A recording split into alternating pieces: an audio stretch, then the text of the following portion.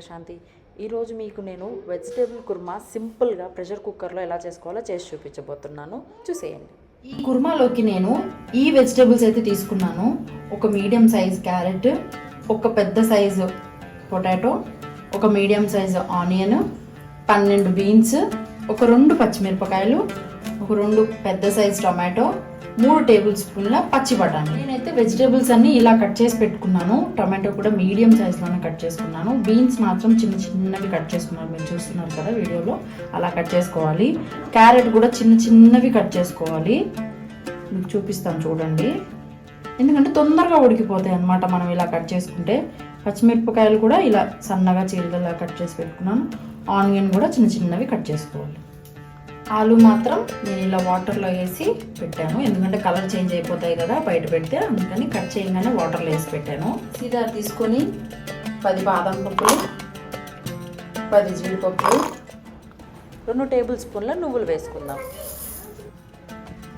దీన్ని ఇప్పుడు మనం కొంచెం వాటర్ వేసుకొని పేస్ట్ లాగా చేసేసుకుందాం. మన పేస్ట్ రెడీ.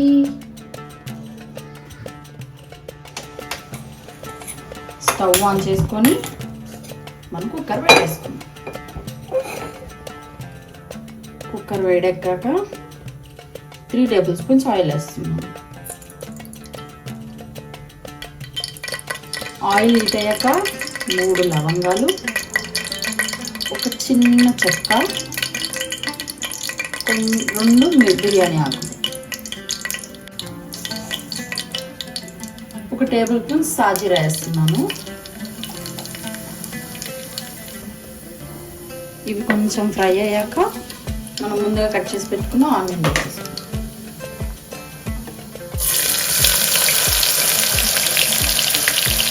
చూసారా, నేను అన్ని చిన్న చిన్నగా కట్ చేశాను, ఎందుకంటే మనకు తొందరగా ఉడికిపోతాయని చెప్పేసి చిన్న చిన్నగా కట్ చేసుకొని వేసుకుంటే తొందరగా అయిపోతుంది. ఆనియన్ కొంచెం ఫ్రై అయ్యాక ఈ పచ్చిమిర్చి వేసేసుకొని ఒకసారి లైట్గా కలిపేసుకుందాం. మనము ఈ ఆనియన్స్ని లైట్ బ్రౌన్ కలర్ వచ్చేంత వరకు కనుక వేయించుకుంటే టేస్ట్ చాలా బాగుంటుంది.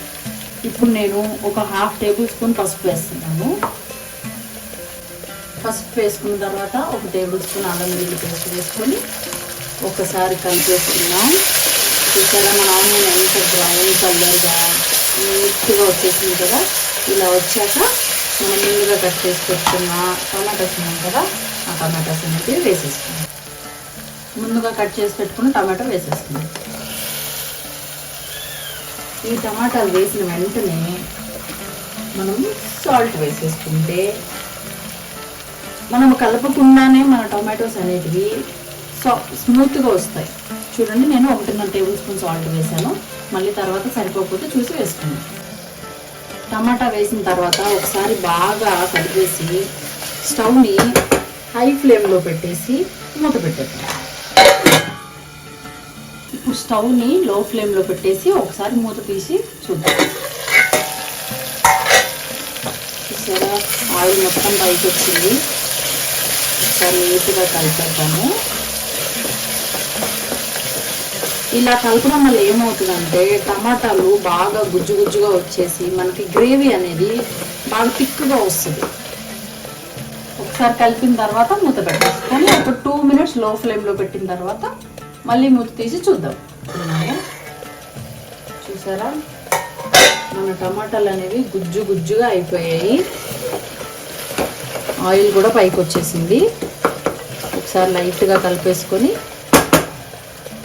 మనం ముందుగా కట్ చేసి పెట్టుకున్న వెజిటేబుల్స్ అన్నీ వేసేసుకున్నాం. క్యారెట్, బీన్స్, ఆలు, ఇంకా పచ్చి బఠానీ అన్నీ వేసేసుకొని ఒకసారి కలిపేద్దాం. ఈ వెజిటేబుల్స్ అనేవి ఒకసారి ఆయిల్లో బాగా మగ్గిన తర్వాతే మనం వాటర్ వేసుకోవాలి, లేకపోతే మనం వాటర్ వేసేసామంటే ముందే ఆ వాటర్ అన్నీ అబ్జర్వ్ చేసుకొని మన వెజిటేబుల్స్ అన్నీ నుజ్జు నుజ్జు అయిపోతాయి. అంటే ఇప్పుడు మనం వెజిటేబుల్స్ వేస్తే వెజిటేబుల్ కుర్మా అంటే మనకి ఇలా వెజిటేబుల్స్ కనిపిస్తే కొందరికి నచ్చుతుంది, కొందరికి వచ్చేసి స్మాష్ చేసుకుంటే కూడా నచ్చుతుంది అనమాట. సో ఎవరికి కావాలన్నట్టు వాళ్ళు చేసుకోవచ్చు. నేనైతే ముందు ఇది ఆయిల్లో మగ్గిన తర్వాత వాటర్ పోస్తాను. కూరగాయలన్నీ వేసుకున్న తర్వాత ఒకసారి క్యాప్ తీసి చూద్దాం. ఆల్మోస్ట్ ఉడికిపోయాయి మన వెజిటేబుల్స్ అనేవి, అన్నీ ఉడికిపోయాయి. ఇప్పుడు మనం కారం వేసుకుందాం. నేను ఒక 2 టేబుల్ స్పూన్స్ కారం వేస్తున్నాను, ఎందుకంటే మేము మైల్డ్గానే తింటాము, అంత ఎక్కువగా ఏం తినము. కాబట్టి మీకు ఒకవేళ కావాలంటే మీరు కొంచెం ఎక్కువ వేసుకోండి, లేదు ఇంకా తక్కువ అంటే ఇంకా తక్కువైనా వేసుకోండి. కారం వేసిన తర్వాత ఒకసారి కలపడం కూడా ఎక్కువ హార్డ్గా కలిపితే మరీ నుజ్జు అయిపోతాయి. సో లైట్గా ఇలా నేను చూపిస్తున్న విధంగా కలుపుకుంటే ఏవి చిదురైపోవు. ఒక 3 మినిట్స్ తర్వాత ఒకసారి మూత తీసుకొని చూసుకున్నట్టయితే మొత్తం ఆయిల్ అంతా పైకి వచ్చింది కదా. ఇప్పుడు మనం ముందుగా చేసి పెట్టుకున్న పేస్ట్ వేసేసుకున్నాం. కాజు, బాదాం, నువ్వుల పేస్ట్ వేసుకున్నాం కదా, అది దీంట్లో వేసేస్తాం.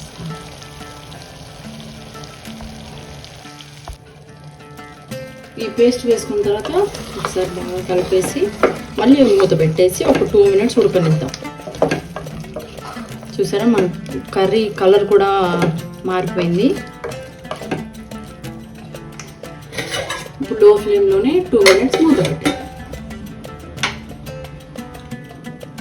మనం ఒక 2 మినిట్స్ తర్వాత చూసుకున్నట్టయితే చూసారా చిన్న చిన్న బబుల్స్ లాగా ఆయిల్ పైకి వచ్చింది. ఇప్పుడు ఈ కర్రీకి అసలైన టేస్ట్ ఇచ్చేది ఈ పాలు అన్నమాట. నేను ఒక గ్లాస్ పాలు తీసుకొని దీంట్లో యాడ్ చేసేసాను.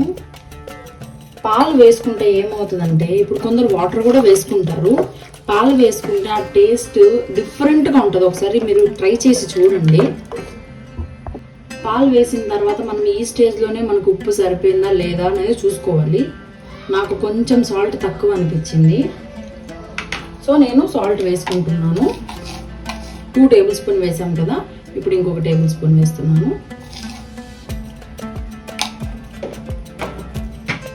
సాల్ట్ వేసిన తర్వాత బాగా ఒకసారి కలిపేసి, మీకు చిక్కగా కావాలి అంటే ఇలానే పాలు వేసి కుక్కర్ మూత పెట్టేసేయండి.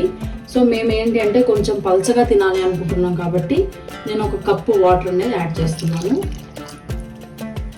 కప్పు వాటర్ యాడ్ చేసిన తర్వాత ఒక్కసారి ఇలా కలిపేసి మనం కుక్కర్ మూత పెట్టేసుకుందాం. మనకి ఈ విజిల్స్ 3 విజిల్స్ రావాలన్నమాట. హై ఫ్లేమ్లో 3 విజిల్స్ రాగానే గ్యాస్ ఆఫ్ చేసేసుకుందాము.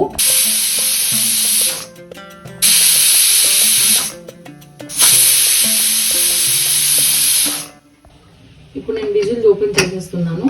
చూడండి మన కర్రీ అనేది ఎలా ఉంటుందో ఒక్కసారి కలిపేసుకుందాం.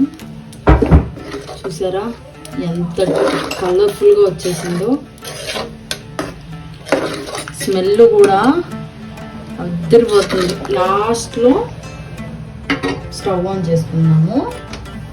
స్టవ్ ఆన్ చేసుకొని లో ఫ్లేమ్ మీద పెట్టేసి ఒక 1/2 టేబుల్ స్పూన్ ధనియాల పౌడర్ వేసేస్తున్నాను. 1/2 టేబుల్ స్పూన్ గరం మసాలా వేస్తున్నాను. ఫైనల్గా కొంచెం కస్తూరి మేతి వేసేసి ఒకసారి కలిపేస్తున్నాను.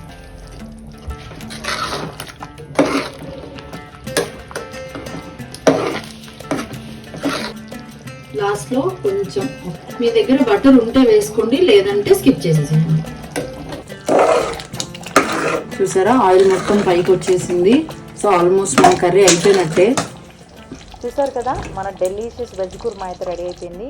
ఇది మనకి చపాతీలో కానీ, నాన్స్లో కానీ, రోటీలో కానీ సూపర్ కాంబినేషన్.